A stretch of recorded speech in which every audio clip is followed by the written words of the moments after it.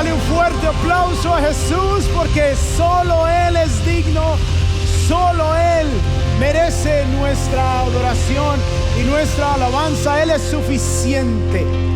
Nada nos basta, porque solo en Él tenemos el pleno contentamiento y el pleno gozo. Bienvenidos a Christ Fellowship en español.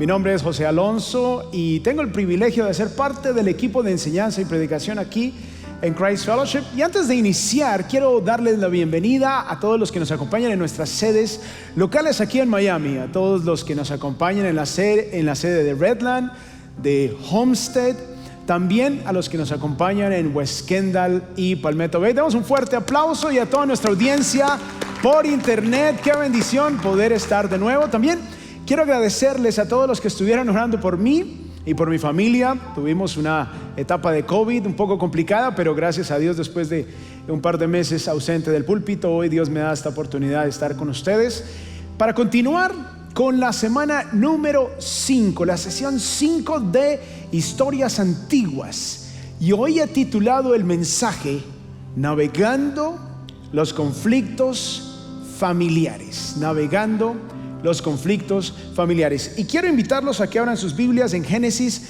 capítulo 37 y vamos a leer versículos 3 y 4 para iniciar en esta hora. Dice Génesis 37, versículo 3: Israel amaba a José más que a sus otros hijos, porque lo había tenido en su vejez. Por eso mandó que le confeccionaran una túnica especial de mangas largas. Versículo 4: Viendo sus hermanos que su padre amaba más a José que a ellos, comenzaron a odiarlo y ni siquiera lo saludaban. Que el Señor bendiga su santa palabra. Podemos tomar asiento en esta hora y vamos a hablar de los conflictos familiares. ¿Alguno de ustedes ha tenido conflictos familiares alguna vez? Levanta su mano. Eso me imaginé. Si no ha tenido conflictos familiares es que no tiene familia. Pero todos los que hemos tenido alguna interacción con algún ser cercano, hemos tenido conflictos. Y quiero iniciar contándoles que en septiembre de 2017 el huracán Irma azotó las islas del Caribe con furia.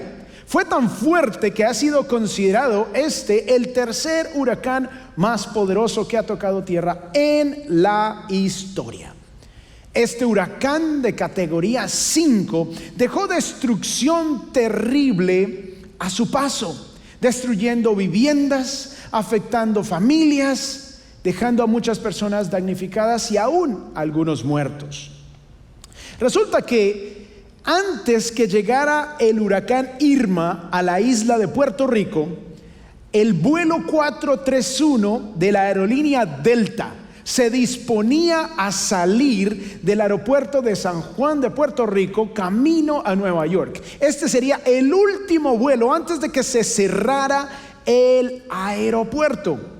Imagínense la escena: el Boeing 737-900 con 173 pasajeros, y todos estaban allí ansiosos para poder escapar de esta tormenta, que ellos ya habían visto los estragos que el huracán había hecho en las islas por donde ya había pasado, y solo estaban esperando la luz verde para despegar. Y todo ya estaba programado y todo estaba listo. Todos los oficiales de Delta, los pilotos, la tripulación, todos los oficiales en la administración de transporte de los Estados Unidos, los expertos en el centro de meteorología y aquellos controladores de vuelo en las torres, todo el mundo estaba listo, porque se había diseñado un cuidadoso plan. Y el cuidadoso plan incluía despegar en el momento preciso, porque los huracanes tienen unas bandas externas, y la idea era esperar a que en el paso del huracán se generara una ventana entre esas bandas externas para que el avión pudiese despegar y volar para poder escapar sano y salvo de ese huracán. Así que todo dependía de que se despegara en el momento perfecto. Nada podía fallar. Cualquier demora, cualquier mantenimiento adicional podría afectar toda la operación. Así que los pilotos debían usar la máxima potencia para despegar el avión. Imagínense lo que esto significó. Significó un estrés adicional sobre los motores, un consumo de gasolina más fuerte, más grande, más alto, y todos los pasajeros allí experimentando ese tremendo sonido de esos motores a toda potencia, a máxima potencia. El avión temblando, despegan, empiezan a experimentar la lluvia, un poco de oscuridad por las densas nubes. El avión sigue sacudiéndose y por 15 minutos ellos experimentaron muchísima ansiedad. Una vez lograron entonces despegar bien, los pilotos lograron posicionar el avión entre esa ventana que generaban las bandas externas del huracán. Y allí entonces lograron posicionar perfectamente el avión, y 3 horas después este avión que salió de San Juan llegó con éxito a la ciudad de Nueva York. Ahora, permítanme traer esta historia a la enseñanza de hoy, porque esta es una ilustración de los conflictos familiares, de las relaciones de familia. A veces se generan unas tormentas gigantescas que amenazan nuestras relaciones, amenazan acabar con nuestra familia, pero aún en medio de esas circunstancias difíciles hay una manera de salir adelante para evitar la destrucción y llegar a la meta en paz. Y así como los pilotos del vuelo Delta 431 encontraron una ventana de oportunidad en medio de ese huracán tan destructor, nosotros también, por medio de una perspectiva bíblica, podremos no solamente crecer en medio del conflicto, sino también poder solucionarlo de la mejor manera. Así que quiero compartir con ustedes la idea principal en este mensaje, la cual es: los conflictos son oportunidades. ¿Son qué? Más duro, ¿son qué? Oportunidades para 2 cosas: demostrar, díganlo todos juntos, mi fe y obediencia. Así es, los conflictos son oportunidades para demostrar mi fe y obediencia. Ahora tú estás escuchando todo esto y te preguntas: pero en realidad, ¿cómo puedo yo salir adelante en medio de las grandes dificultades que generan las tormentas de los conflictos en mis relaciones familiares? ¿Cómo puedo yo navegar mi vida en medio del huracán del conflicto? Y a veces parece que no hay esperanza, pero esto es precisamente lo que vamos a responder en el mensaje de hoy, a la luz de la vida de la familia de José, como se relata allí en los capítulos 37 al 50 del libro de Génesis. Y quiero invitarlos a que tomen nota, porque les voy a dar 3 principios que les van a ustedes ayudar a navegar en medio de las dificultades y llegar sanos y salvos a la meta. Bien, la vida de José es una de las historias más increíbles jamás narrada. Y hoy vamos a aprender muchísimo de lo que él experimentó en su familia, y vamos a aprender cómo podremos navegar en medio de estos conflictos. Muy bien, vamos al punto número 1 que encontramos aquí en el texto, y es que el pecado es la raíz del conflicto. Ahora, para que el vuelo 431 de Delta pudiese escapar de este huracán, el equipo de la aerolínea tenía que conocer muy bien cómo funciona un huracán para poder entender su comportamiento y encontrar esas oportunidades para navegar aún en medio de él de manera exitosa. Lo mismo necesitamos hacer nosotros con el conflicto. Si nosotros no entendemos cómo funciona el conflicto, entonces vamos a hacer las cosas mal y no vamos a lograr salir adelante en medio de él. Resulta que el problema del conflicto es el pecado. El problema del conflicto no es la persona.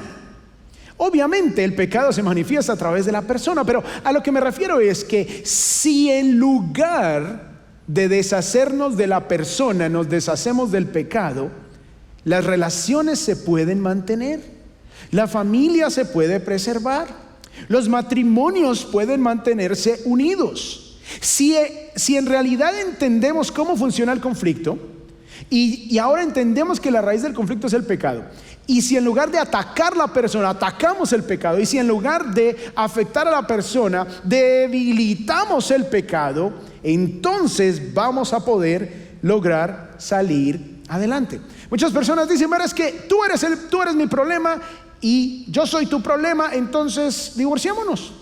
Esa es la única solución. En lugar de sentarse los dos a decir: ok, ¿cuál es el pecado que necesitamos trabajar? ¿Cuál es el pecado del cual nos necesitamos y debemos deshacernos? Ahora, si ustedes piensan que tienen conflictos familiares, déjenme presentarle a la familia de José. Ahora, esta no es mi familia, es la familia de José, hijo de Jacob. Ahora, Jacob, para que tengan un poquito de contexto, era el nieto de Abraham, el famoso Abraham, el hombre que Dios escoge para crear una nación. Entonces, Abraham tiene un hijo que se llamaba Isaac. Isaac tiene dos hijos, Esaú y Jacob. Ahora, Jacob era el consentido de la mamá, y con la mamá planearon engañar al papá y defraudar a Esaú y robarle la bendición de la primogenitura como el primogénito, y así lo hicieron. Entonces, de hecho, el nombre Jacob significa engañador. Entonces, Jacob luego tiene dos esposas. Se casa con estas dos mujeres que resulta que eran adicionalmente hermanas.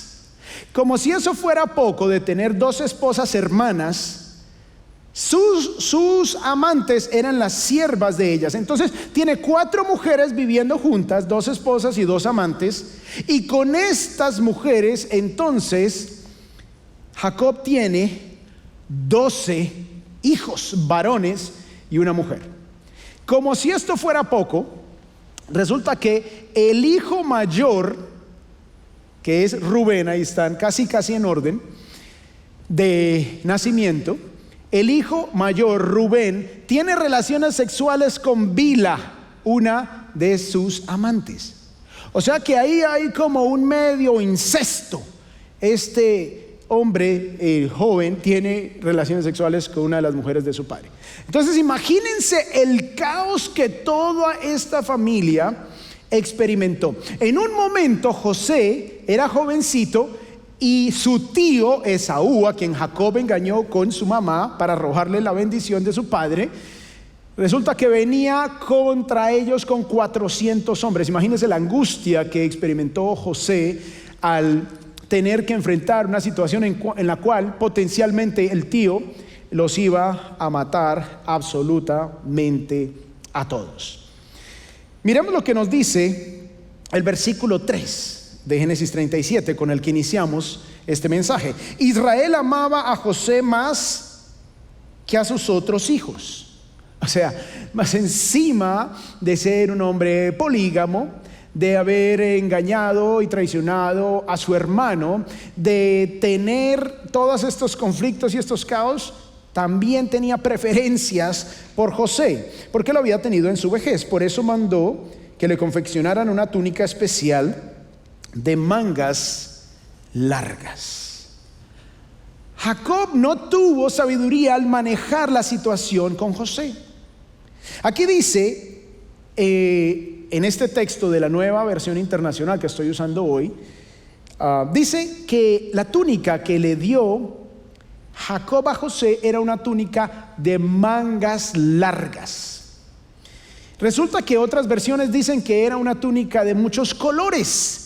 De hecho, hay una obra de teatro que se titula precisamente con esta característica, como José el de la túnica multicolor. Pero resulta que esta idea de que la túnica era de varios colores no viene del hebreo original, sino viene de la versión griega del Antiguo Testamento, en donde se le menciona como una túnica de colores. Pero en realidad el hebreo lo que nos dice es básicamente túnica, y luego usa una palabra hebrea que es pasim, que significa planta de las manos o planta de los pies. Así que una túnica, pasim, sería una túnica que da hasta las palmas, tanto de las manos como de los pies. Así que me gustó más la traducción que hace la Nueva Versión Internacional, porque es más precisa en cuanto al uso del idioma original, y por eso la túnica de mangas largas y una túnica hasta el piso tiene una significancia muy interesante. ¿Por qué? Porque resulta que en ese tiempo las túnicas cortas, tanto a la rodilla como aquí al brazo, eran túnicas que utilizaban los hombres que trabajaban en el campo. Y los jefes o los dueños de la casa utilizaban túnicas largas, porque ellos no hacían esas labores manuales. Así que cuando José sale con la túnica de mangas largas que le da su padre Jacob, lo que Jacob está diciendo a través de este gesto es que el jefe, el que es superior por encima de los demás hermanos, es José. Así que por eso vemos en la narrativa que José estaba encargado de ir a mirar qué era lo que estaban haciendo los hermanos. Era el que supervisaba, él no hacía trabajo manual. Entonces obviamente esto genera en el versículo 4 algo tremendo. Dice: viendo sus hermanos que su padre amaba más a José que a ellos, comenzaron a odiarlo y ni siquiera lo saludaban. Tengamos en cuenta que José tenía 17 años en este momento. Potencialmente algunos estaban por encima de los 30, y José era el jefe, era tratado como el superior por su padre a los 17 años. Entonces los hermanos comenzaron a odiarlo y ni siquiera lo saludaban. Miren lo que dice el versículo 11. Sus hermanos le tenían envidia. Entonces José tiene un par de sueños, y en este par de sueños José les comparte lo que soñó. Y en los dos sueños básicamente él era el superior, y tanto sus padres como todos los hermanos se inclinaban a él. Y obviamente esto cayó un poquito pesado para el ambiente familiar, en donde ya habían dificultades. Así que ellos empezaron, los hermanos de José, a acumular cada vez más odio en contra de él, a tal punto que llegamos al versículo 18. Dice: como ellos alcanzaron a verlo desde lejos, en una de estas supervisiones a la cual había sido enviado José por su padre, entonces lo vieron de lejos, y dice: antes de que se acercara, tramaron un plan para matarlo. Imagínense hasta dónde van los conflictos familiares. Ahora se está pensando en el homicidio. Versículo 19. Se dijeron unos a otros: ahí viene ese soñador. Y el versículo 20 dice: ahora sí que le llegó la hora. Vamos a matarlo y echarlo en una de estas cisternas, y diremos que lo devoró un animal salvaje, y a ver en qué terminan sus sueños. Pero se opuso Rubén, su hermano menor, a que mataran a José, y simplemente dijo: no, metámoslo ahí en un hueco, pero no lo matemos, no lo matemos. Miren lo que dice el versículo 26. Se les ocurrió otra idea en lugar de matarlo. Entonces Judá les propuso a sus hermanos: ¿qué ganaremos con matar a nuestro hermano y ocultar su muerte? En vez de eliminarlo, vendámoslo a los ismaelitas. Al fin de cuentas es nuestro propio hermano. Sus hermanos estuvieron de acuerdo con él. Entonces dijeron: vendámoslo como esclavo. Versículo 28. Así que cuando los mercaderes madianitas se acercaron, sacaron a José de la cisterna y se lo vendieron a los ismaelitas por 20 monedas de plata. Fue así como se llevaron a José a Egipto. Entonces el conflicto se profundiza. El conflicto llevó a que ellos vendieran a su hermano como un esclavo, y llegaran a la casa a decir que se lo había comido una bestia salvaje. Mataron un cordero, le echaron la sangre ahí al manto y se lo llevaron a Jacob para decir que simplemente había muerto. Entonces era tal el conflicto que no tuvieron cuidado del corazón de su padre, no les importó vender a su hermano a Egipto. Recordemos la idea principal: los conflictos son oportunidades para demostrar mi fe y obediencia. Entonces ya sabemos cuál es la raíz del conflicto: el pecado. Dice allí el texto que había envidia. Obviamente leemos de todas estas otras cosas que estaba haciendo Jacob: falta de sabiduría, deseos de homicidio, ira descontrolada, raíz de amargura. Son todos esos pecados con los que tenemos que lidiar. Bien, punto número 2. Dios es soberano en medio del conflicto. Digan conmigo: Dios es soberano. Díganlo otra vez: Dios es soberano. Ahora, ¿qué significa que Dios es soberano? Dios, cuando se dice que Dios es soberano, es que Él gobierna, que Él tiene autoridad, que Él tiene control supremo sobre todas las cosas. Así que en medio del conflicto, Dios es soberano. Y esta es una verdad muy importante para todos nosotros, porque a veces pensamos que Dios se olvidó de nosotros, a veces pensamos que Dios se apartó de nosotros, a veces pensamos que Dios simplemente nos ha mandado un mal. Pero a pesar de las dificultades, a pesar de las angustias, a pesar de los momentos difíciles, Dios está en control de todas estas circunstancias. Miremos lo que dice el versículo 1 de Génesis 39. Cuando José fue llevado a Egipto, los ismaelitas que lo habían trasladado allá lo vendieron a Potifar. Entonces ya lo compra un oficial egipcio. Un egipcio que era funcionario del faraón y capitán de su guardia, un hombre sumamente importante, era como el general. Ahora bien, el Señor estaba con José y las cosas le salían muy bien. Curioso, ¿no? ¿Cuántos de ustedes dirían: me vendieron como esclavo, mis hermanos me odian, me iban a matar, y ahora estoy trabajando de esclavo, haciendo oficio que no es ni siquiera mi casa, pero dice aquí: el Señor estaba con José y las cosas le salían bien? ¿Cuántos de ustedes dirían: uy, me están saliendo las cosas muy bien, qué rico, qué maravilla, una familia ejemplar? No, ninguno de nosotros diría eso. Pero a pesar de todo, José tenía una perspectiva sumamente diferente. Y dice que el Señor estaba con José y las cosas le salían muy bien mientras José vivía en la casa de su patrón egipcio. Versículo 3. Miren lo que dice acá, esto es impactante. Potifar, su jefe, se dio cuenta de que el Señor estaba con José y lo hacía prosperar en todo. Wow. Él se dio cuenta que el Señor estaba con José y que lo hacía prosperar en todo. Ahora la pregunta es: ¿cómo era evidente que el Señor estaba con José? ¿Cómo se dio cuenta? La pregunta es: ¿sería que la manera en que José trabajaba, la manera en que José vivía, la manera en que José hablaba, la manera en que José pensaba, la manera en que José actuaba, daban evidencia de que el Señor estaba con él? Evidentemente.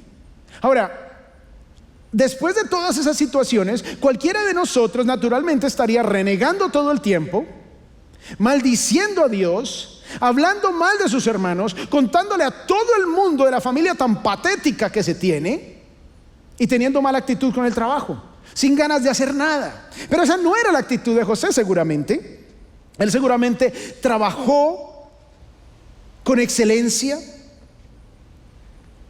haciendo lo mejor para su jefe. ¿Por qué? Porque él sabía quién estaba en control. Cuando pensamos que la vida se descontroló y no hay nadie en control, no hay nadie gobernando sobre una situación difícil, pues ahí es cuando nos entra el desespero y empezamos a hacer las cosas terriblemente. La historia continúa y entonces José empieza a trabajar con excelencia, con tal excelencia que su jefe fue prosperado. Y el jefe se dio cuenta que el Señor estaba con él, aunque era un hombre pagano. Él sabía que había un Dios supremo por encima aún de los dioses de Egipto que estaba con José. Entonces la mujer de Potifar empezó a acosar sexualmente a José, Y José, un hombre justo, un hombre recto, un hombre que sabía quién estaba en control y a quién le tenía que rendir cuentas, salió corriendo un día aún desnudo, porque esta mujer le cogió su túnica y él salió corriendo, y ella, brava de que la había rechazado, lo acusa de intento de violación y termina José en la cárcel. Imagínense la tentación que enfrenta José ahora en la cárcel, de decir: pero Señor, ¿cuánto más tengo que aguantar? Primero mis hermanos me iban a matar, luego me venden como esclavo, luego hago lo mejor que puedo, trabajo con excelencia, y más encima ahora termino en la cárcel injustamente. Bueno, pero él en la cárcel también vio el favor de Dios, en la cárcel también Dios lo prosperó, y seguramente él daba gracias a Dios: Señor, tú estás en control, yo no entiendo, no sé qué estás haciendo, pero aquí voy a hacerlo mejor. Voy a aprovechar las oportunidades. Así que un día un copero que estaba en la cárcel y el panadero del rey tienen un sueño, él se los interpreta y se cumple el sueño. El panadero muere, el copero es restaurado y el copero se olvidó de José. Pasaron 2 años y ahora el faraón tiene un sueño, bueno, un par de sueños, y no había quien lo interpretara. El copero se acordó que José podía interpretar sueños, mandan traer a José y interpreta el sueño de Faraón, que básicamente eran 7 vacas gordas que luego son consumidas por 7 vacas flacas. Y lo que significaba era básicamente que iban a venir 7 años de abundancia, y por eso la expresión que estamos en las vacas flacas o las vacas gordas, de acuerdo a si hay abundancia o si hay escasez respectivamente. Y en esos 7 años de abundancia, después de ellos iban a haber 7 años de escasez. Así que Faraón se dio cuenta que el Señor estaba con José y lo nombró primer ministro de Egipto, para que administrara todo esto en esos 7 años. Obviamente durante esos 7 años acumularon. Luego vinieron los 7 años de escasez, y todas las naciones alrededor no tenían, y venían a Egipto y entregaban todas sus riquezas por grano para poder comer, y Egipto se convierte en una superpotencia mundial, y todo bajo la mano de la administración de José. Llegan en estas caravanas que venían buscando comprar alimentos, llegan los hermanos de José, y es aquí donde Génesis 50:20, que es para mí el pasaje clave de toda esta historia de José, que resume el punto del cual estamos hablando, que Dios es soberano en medio del conflicto. Dice: es verdad que ustedes pensaron hacerme mal, les dice José a sus hermanos después de que pasaron los años, pero Dios transformó ese mal en bien, para lograr lo que hoy estamos viendo: salvar la vida de mucha gente. Qué increíble. José sabía que Dios estaba en control, y por eso pudo decir esto en el versículo 20: ustedes pensaron hacerme mal. Y si empezamos a ver el conflicto en nuestra familia, conflictos difíciles muchos de ustedes experimentan, y si logramos ver que Dios está en control, algún bien va a salir de todo esto. No sabemos cómo, pero si confiamos en el Señor, veremos al final lo que Él quería hacer. ¿Qué fue lo que vio José? Si estás sintiendo como que un huracán categoría 5 está pasando por sobre tu familia y no ves salida, empieza reconociendo que el pecado es la raíz, y segundo, que Dios es soberano. Examina tu vida. ¿Qué aporte estás trayendo tú a ese conflicto? ¿De qué manera pecaminosa estás echándole leña al fuego? ¿Y de qué manera te ayuda a entender que Dios está en control aún en medio de estas circunstancias tan difíciles? Dios usa todo para bien a los que le aman. Miren lo que dice Romanos 8:28. Y sabemos que para los que aman a Dios, y ahí está la clave, la pregunta es si amamos a Dios, todas las cosas cooperan para bien, esto es, para los que son llamados conforme a su propósito. Recordemos la idea principal: los conflictos son oportunidades para demostrar mi fe, que lo acabamos de ver en este punto. Dios es soberano, confío en Él, confío en su control, en su soberanía, y también son oportunidades para demostrar mi obediencia, que es donde viene el último punto. Punto número 3: La reconciliación es la ruta de salida del conflicto. Génesis 50:17 dice así: díganle a José que perdone, por favor, la terrible maldad. Entonces vienen los hermanos como que el papá mandó un mensaje. Díganle a José que perdone, por favor, la terrible maldad que sus hermanos cometieron contra él. Así que, por favor, perdona la maldad de los siervos del Dios de tu padre. Cuando José escuchó estas palabras, se echó a llorar. Versículo 18. Luego sus hermanos se presentaron ante José, se inclinaron delante de él y le dijeron: aquí nos tienes, somos tus esclavos. Versículo 19. Uno diría: esta es mi oportunidad para la venganza. Pero José dijo: no tengan miedo. Les contestó José: ¿puedo acaso tomar el lugar de Dios? Les voy a leer otra vez esto para que lo pensemos. ¿Puedo acaso tomar el lugar de Dios? Aquí, ¿de qué está hablando? De la venganza. La palabra de Dios dice: mía es la venganza, dice el Señor. Demos lugar a su ira, dejemos que Él se encargue. Él hace las cosas mejor que nosotros. Y José entendía esto. Como José sabía que la raíz del conflicto era el pecado y sabía que Dios era soberano, él no necesitó vengarse. Por eso dice: yo que me voy a vengar de ustedes, ¿cómo los voy a esclavizar ahora a ustedes como lo hicieron conmigo? Y ahora él tenía el poder de hacerlo. Pero él dijo: ¿acaso estoy yo para tomar el lugar de Dios? Versículo 21. Así que no tengan miedo, yo cuidaré de ustedes y de sus hijos. Muy bien. Si la reconciliación es la salida, recordemos el vuelo 431 de Delta. Cómo este vuelo voló en medio de esas bandas externas del huracán. Tenía que volar de una manera precisa, tenía que depender de los radares, tenía que depender del personal de expertos del centro de meteorología para poder navegar correctamente en la dirección indicada. Hoy les voy a dar una guía de navegación muy sencilla para que ustedes logren navegar y salir fuera del conflicto. Y hay tres maneras en que podemos reaccionar. Y la primera tendencia que nosotros tenemos para reaccionar frente al conflicto son las respuestas de escape. Y en estas respuestas de escape es cuando nosotros queremos evadir a toda costa, queremos evitar lidiar con el conflicto, evitar enfrentar el conflicto.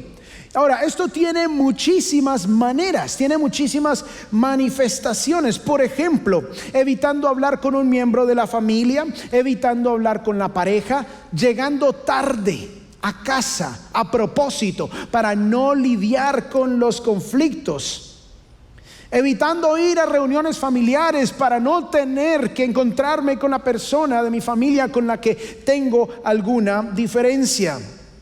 De repente esas respuestas de escape implican acabar una amistad, y así como en otros escenarios, me voy de la iglesia, o en un matrimonio, me voy del hogar y no lidio con el pecado.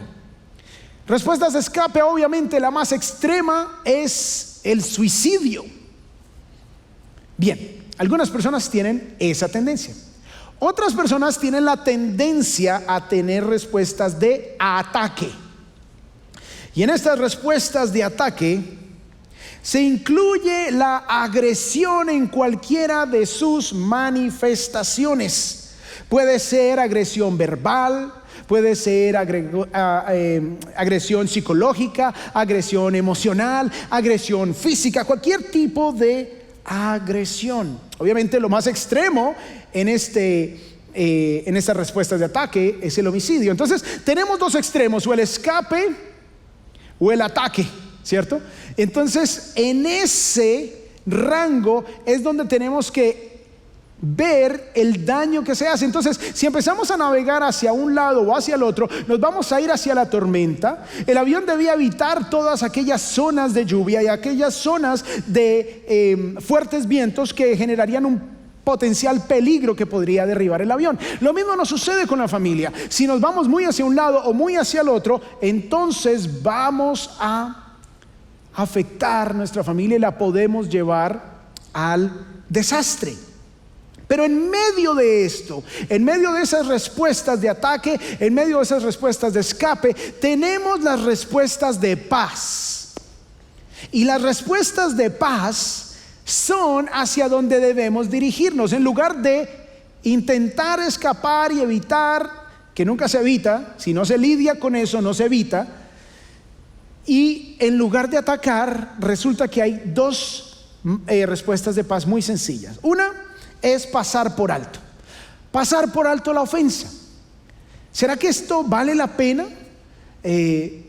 Crear un conflicto por lo que está sucediendo. ¿Será que si mi esposa oprime la crema dental por el centro y a mí me gusta por debajo, será esa una razón para generar un conflicto? ¿No sería mejor cubrirla con amor y pasar por alto esa ofensa? Y como eso hay muchísimas cosas que podemos pasar por alto. Pero ¿qué pasa con las cosas que no podemos pasar por alto? Porque hay cosas que nos afectan de una manera dramática y no las podemos pasar por alto. Bueno, en esas circunstancias está la reconciliación, así como vemos en la gráfica. Las respuestas de paz son pasar por alto o la reconciliación. Y la reconciliación incluye el arrepentimiento y el perdón. La reconciliación incluye el sentarme con el miembro de mi familia, calmadamente, a expresar lo que me hirió, a expresar lo que me molestó, a expresar lo que me hizo sentir mal. Y quizás podemos expresarlo desde nuestra perspectiva en lugar de dar por hecho que la otra persona lo hizo con una mala intención. Podríamos decir algo como, en lugar de decir, es que tu intención de humillarme funcionó en esa reunión. Entonces ya estamos emitiendo un juicio y una condenación. En lugar de eso podremos decir, mira, ¿recuerdas en la reunión? Tú dijiste estas palabras y yo me sentí, desde mi perspectiva, yo me sentí humillada. Yo me sentí humillado. No sé cuál fue tu intención, no la puedo juzgar, pero quería manifestártelo. Me sentí muy mal. Ahora, la otra persona tiene la opción de decir, wow, discúlpame, perdóname, nunca lo quise hacer con esa intención, pero tienes razón, no lo pensé y veo cómo pudo afectarte. O puede decir, no, es que esa era la intención. Pero ¿por qué quisiste hacer eso? Porque es que estoy molesto, porque la Navidad pasada, o porque en esa otra circunstancia, o porque cualquiera que haya sido la circunstancia, se puede explicar. Entonces la reconciliación implica el diálogo calmado. Implica también el reconocer, porque si la otra persona nos dice, es que tú, escuchar atentamente. Ok, lo veo, lo entiendo, no lo hice con la intención, pero entiendo cómo, tienes razón, lo hice mal. ¿Me puedes perdonar, por favor? Y obviamente esto es tema de un mensaje completo. Y allí en cfmiami.es pueden encontrar un sermón que dice acerca del perdón con más detalles de lo que implica el perdón. Pero en esencia, el perdón es básicamente un compromiso a que no me voy a detener en este incidente. Y voy a decidir no pensar en él ni mencionárselo a otros. Y vamos a salir adelante. Entonces el reto que dejo en tu corazón y en tu mente es que esta semana hables con ese familiar. Pídele una cita, calmadamente, con amor, con un espíritu de reconciliación. Ahora tú dirás, yo ya lo hice y aquella persona no quiso nada conmigo y me mandó a freír espárragos. Bueno, ¿qué hacemos en esas circunstancias? Miren lo que dice Romanos 12:18. Si es posible, en cuanto de ustedes dependa, estén en paz con todos los hombres. En cuanto a ustedes dependa, ustedes hagan su parte. Si el familiar no quiere una relación contigo, tú ten paz y ten una actitud de perdón. Tú hiciste lo que te tocaba. Recordemos la idea principal. Los conflictos son oportunidades para demostrar mi fe y obediencia. ¿Obediencia a qué? A buscar la reconciliación, a buscar la paz. Así que quedas con este reto. Pero no vas a poder jamás dar lo que no tienes. Si no has experimentado el perdón de Dios en Cristo Jesús, no vas a poder perdonar a nadie. Si no te has reconciliado con Dios, no te podrás reconciliar con nadie de una manera significativa. Así que te quiero invitar que allí donde tú estás, si Dios está tocando tu corazón para que entregues tu vida a Él, ora conmigo en este momento. Dios, te damos gracias por tu palabra. Te pedimos que nos ayudes a ser obedientes y a confiar en que tú estás en control. Señor, hoy has hablado mi vida y quiero entregar mi vida por completo a ti. Creo que Jesús murió en mi lugar y se levantó al tercer día de entre los muertos para darme vida eterna. Ayúdame a dar fruto abundante en mi vida cristiana. Te lo pedimos todo en el maravilloso nombre de Cristo Jesús. Y el pueblo de Dios dice: amén. Dios les bendiga a todos. Grace Fellowship, les amo.